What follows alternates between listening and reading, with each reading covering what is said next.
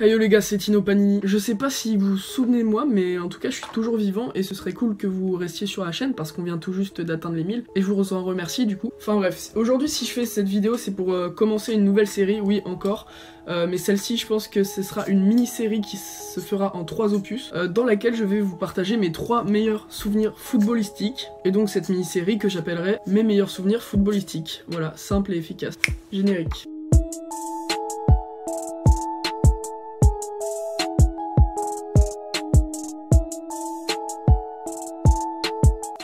Alors, on va commencer par se remémorer le contexte. Concentrez-vous, hein, c'est super important.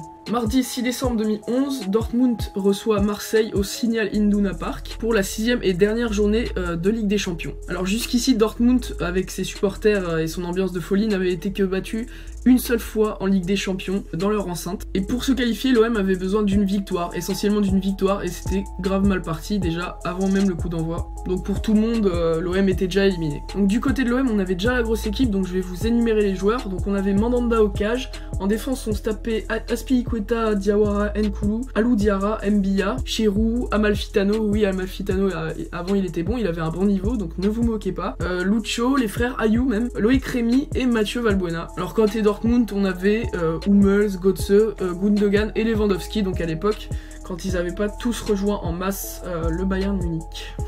Donc le match commence hyper mal hein, pour Marseille. C'est assez systématique, ces fixations à l'opposé, c'est ce ballon qui traîne, l'ouverture du score.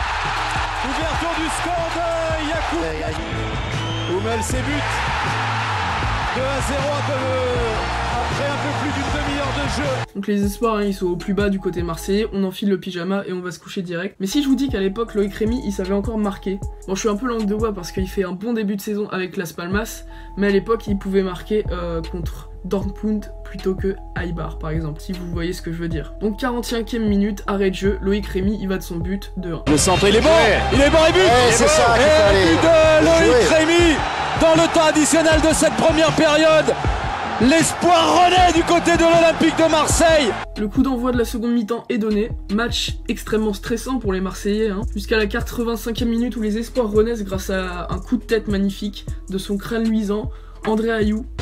Allez, but égalisation d'André Ayou sur ce corner, le 5e de la deuxième période, 2 buts partout. Et c'est maintenant que tout se joue et que le destin entre en jeu véritablement. Didier Deschamps à l'époque, qui était entraîneur de l'OM, oui, ça existait, l'OM avec un bon entraîneur. Didier Deschamps qui décide de faire rentrer un U11, un grand espoir U11, Mathieu Valbuena. Voilà, c'est gratuit, c'est petit. Et donc c'est là que lui, il entre en scène. 87e minute, on envoie les images. Deschamps aussi qui a dit, allez, tout le monde devant maintenant.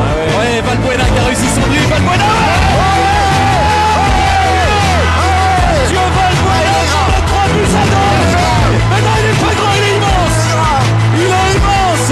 L'Olympique de Marseille qui renverse complètement la vapeur ici à Dortmund, qui mène 3 buts à 2.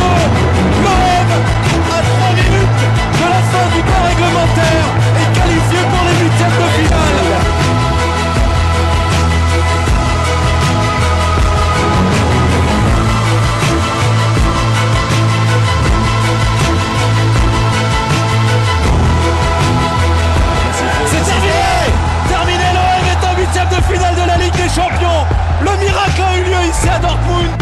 Alors là, l'engouement est vraiment présent du côté marseillais, vraiment gros frisson devant ma télé, j'ai fait 2 AVC, genre jusqu'au coup de sifflet final, tellement la pression était genre intense. Et puis finalement, coup de sifflet final, l'OM est qualifié, contre toute attente, vraiment, même les experts disaient que c'était mort pour l'OM, etc.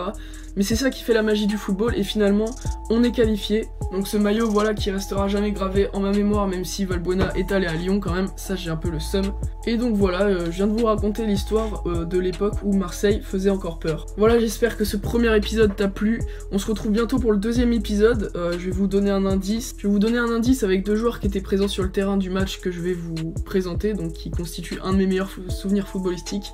Mamadou Sakho et Pierre-Emerick Aubameyang. Voilà, je vous en dis pas plus. Donc merci d'avoir regardé cette vidéo, j'espère qu'elle vous aura plu. Dans ce cas, n'hésite pas à t'abonner, liker, partager pour suivre mes autres vidéos. Et moi j'ai plus qu'à vous dire ciao, c'était Tino Panini.